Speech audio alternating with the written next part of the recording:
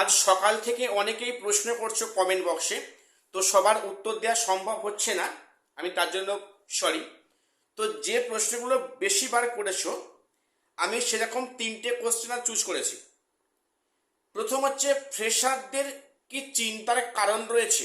এই যে OMR publish হলো, আগামীতে যদি যোগ্যতা চাকরি ফিরে পায়, তাহলে 2025 যেটা পরীক্ষার্থী ফ্রেশার্সদের কোনো চিন্তার কারণ রয়েছে? আমি সে নিয়ে ডিসকাস করছি। নাম্বার টু, ফ্রেশার্সদের সিট কি কমে যাবে? যোগ্যরা যদি পুনর্বহাল হয় তাহলে কি ফ্রেশার্সদের সিট কমে যাবে? নাম্বার থ্রি, যে নবম নবম দশমের ক্ষেত্রে তাহলে সেকেন্ড লিস্ট আসবে, এবং একাদশ দ্বাদশে কি ওয়েটিংয়ের ফ্রেশারদের সবাই চাকরি হবে? আমি আজকে তিনটে প্রশ্নের উত্তর দেব, কাজে ভিডিওটা স্কিপ করো না, সবটা দেখো এবং চ্যানেলটা সাবস্ক্রাইব করে রাখবে এসএসসি, পিএসসি এবং SSC group C group D গুরুত্বপূর্ণ আপডেট পাওয়ার জন্য। প্রথম যে প্রশ্নটা বলি, যে ফ্রেশার্স থেকে সত্যি চিন্তার কারণ রয়েছে? দেখো, যেটা হতে পারে কি, যে যেহেতু 2016 ওয়েমার্কটা পাবলিশ করেছে, সেহেতু কিন্তু এটা সরকার ভাববে যে এই ক্ষেত্রে যদি যোগ্যদের চাকরি ফেরত দেওয়া যায়, যেটা এই সরকারের ক্ষমতা আছে, আগে কথা দিয়েছিল যে আমরা ক্ষমতা এলে যোগ্যদের চাকরি ফিরিয়ে দেব। তাই যদি হয় তাহলে কি 2025 যারা ফ্রেশার্স পরীক্ষার্থী, যারা ক্যান্ডিডেট, যারা ডাক পেয়েছো, কোনো সমস্যা হবে? তার উত্তর হবে না। এখানে 2025 ফ্রেশারদের জন্য অনেক সিট রয়েছে, সেই সিট তো ইনসার্ট বিষয়টা পূরণ করছে না। তারা যদিও আগের স্থানে চলে যায়, তাদের সিটটা বাদ যাবে। ফ্রেশারদের সিট তো আছে, তাতে বরঞ্চ ফ্রেশারদের আরো সুবিধা হলো। কেন সুবিধা হলো? যারা 60-60, 70-70 পেয়েও ডাক পায়নি, তারা ডাক পেয়ে যাবে। ফ্রেশারদের সিট তো ফাঁকা রয়েছে, এক্ষেত্রে কোনো সমস্যা হবে না। এটা বরঞ্চ হলে ফ্রেশারদেরই লাভ। ঠিক আছে, কাজেই যারা ফ্রেশার্স, যারা পরীক্ষার্থী ছিলে, পরীক্ষা দিয়েছো বা ডাক পেয়েছো, চিন্তার কোনো কারণ নেই। এটা হয়েছে যেমন ইন সার্ভিসদের ভালো হয়েছে, অ্যাজ ওয়েল অ্যাজ তোমাদের কিন্তু ভালো হয়েছে ফ্রেশারদেরকে। নাম্বার টু, ফ্রেশারদের কি সিট কমবে? যেটা বলছিলাম, ফ্রেশারদের সিট কমার প্রশ্ন, এটা আমাকে অনেকেই প্রশ্ন করছো বারে বারে। দেখো, ফ্রেশারদের সিট কেন কমবে? এখানে যেটা ফাঁকা হবে সেটা তো ইনসার্ভিসের সিট ফাঁকা হবে, ফ্রেশারদের সিট তো আলাদা করে অনেকটাই আছে। ফ্রেশার্সদের সিট এখানে অনেকটাই রয়েছে, সেখানে ফ্রেশার্সদের হচ্ছে কি সিট কমে যাওয়ার কোনো প্রশ্ন আসছে না, কোনো সম্ভাবনা আসছে না। সম্পূর্ণ এটা একটা অমূলক আইডিয়া, যেখানে বলে ফ্রেশারদের সিট কমে যাচ্ছে, না, এমনটা হবে না। এখানে ফ্রেশারদের সিট কমার কোনো প্রশ্নই আসছে না।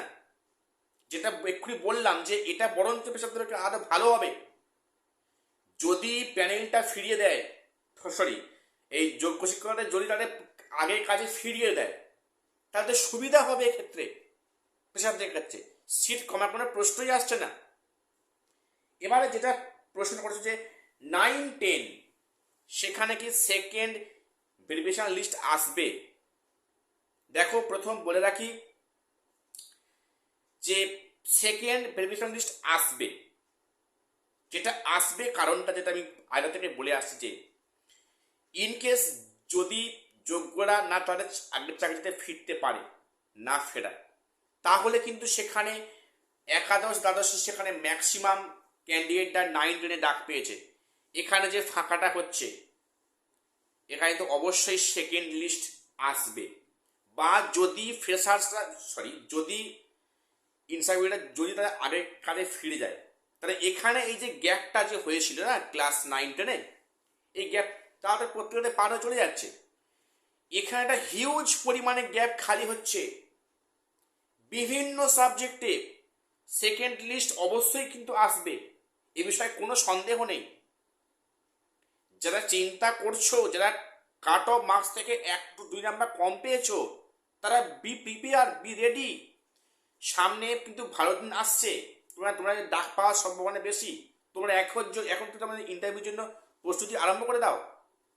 যারা 9-10-এ 1 নাম্বার 2 নাম্বার জন্য ডাক পাওনি, কাট অফ ক্লিয়ার করতে পারোনি, তারা কিন্তু সামনে ভালো দিন আসছে, এটা বলতে পারি। কাজেই সেকেন্ড লিস্ট অবশ্যই 9-10-এ আসবে, এ বিষয়ে কোনো সন্দেহ নেই। এইবারে একাদশ দ্বাদশে কি ওয়েটিংয়ে সবার চাকরি হবে? দেখো, ইনকেস যদি এমনটা হয় যে 2016 যোগ্যরা তাদের আগের চাকরিতে ফিরে গেছে, তাহলে সেক্ষেত্রে কিন্তু এমপ্যানেল থেকে যে ফাঁকাটা হবে, সেই ফাঁকা থেকে কিন্তু ওয়েটিং যারা ফ্রেশার্স রয়েছে তাদের অবশ্যই ডাক পাচ্ছ। দেখো, যদি যোগ্যরা চাকরি ফেরত পায় তাহলে তো ওয়েটিংয়ে অনেক যোগ্যরা তো আছে, তারা তো চাকরি ফেরত পেতে পারে, ঠিক কি না? তাহলে তারা চলে যাওয়ার পরে কিন্তু এখানে শুধুমাত্র কিন্তু ফ্রেশারদের সম্ভাবনা বাড়ছে, অর্থাৎ এখানে কিন্তু ফ্রেশারদের সম্ভাবনাটা অনেকটাই বাড়ছে। কাজেই 11-12-এ কিন্তু সেকেন্ড লিস্ট থেকে অনেকে ডাক পাচ্ছে, যদি এটা পুনরায় চাকরিটা ফিরিয়ে দেয় সরকারের উদ্যোগে। এইবার যে প্রশ্নটা আসছে যে সত্যি কি যোগ্যদের চাকরি ফিরবে? আমাদের দাবি আছে, ছিল, আছে, এরপরও থাকবে। যোগ্যরা চাকরি ফেরত পার, এক্সপিরিয়েন্সের মার্কসটা ফ্রেশারদের ঘাড়ে যেন বোঝা না চাপিয়ে তা যেন বঞ্চিত করা না হয়, প্যানেলটা আলাদা হোক। আমি এটা কিন্তু বারে বারে বলে আসছিলাম। তো এবারে বলে রাখি যে এটা কি সত্যি সম্ভবপর হবে? দেখো, সেটা সময় বলবে সম্ভবপর হবে কি না হবে। তবে দেখো, একটা কথা কিন্তু অস্বীকার করলে হবে না, যে 2016 চাকরি ফিরিয়ে দেবো বলে চাকরি ফিরিয়ে দেবো, ওটা কিন্তু মানে হওয়ার চান্সও অনেকটা নেগেটিভ দিক আছে। কেন বললাম? দেখো, এই যে ওএমআরটা প্রকাশ করেছে না 2016, এটা তো সিবিআই তো হার্ড ডিস্কে পাওয়া। এখানে কিন্তু অনেক ম্যানিপুলেট হয়েছে, এখানে র্যাঙ্ক জাম্পিং আছে, এখানে ওএমআর কারচুপিও আছে। এই ফাঁকে কিন্তু তারাও গলে যেতে পারে যারা এর মধ্যে টেন্টেড রয়েছে ওএমআর কারচুপির ফলে, ঠিক আছে? কাজেই এখানে কি করে সেটা সম্ভব সেটা সরকার আশা করি চিন্তা ভাবনা করবে। সরকার যেহেতু মানে বলেছে যে যোগ্যদের চাকরি ক্ষমতা ফিরিয়ে দেবে, আশা করছি একটা পদক্ষেপ নেবে। এটা নিলে সবারই ভালো, ফ্রেশারদের ভালো, একইভাবে কিন্তু ইন সার্ভিসদেরকেও ভালো।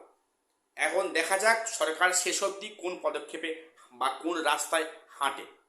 তবে এটা চাইবে কমিশন বা নতুন যে সরকার চাইবে যে কোনো প্রকারে এটাকে যেন একটা মানে পার করে দেওয়া হয়।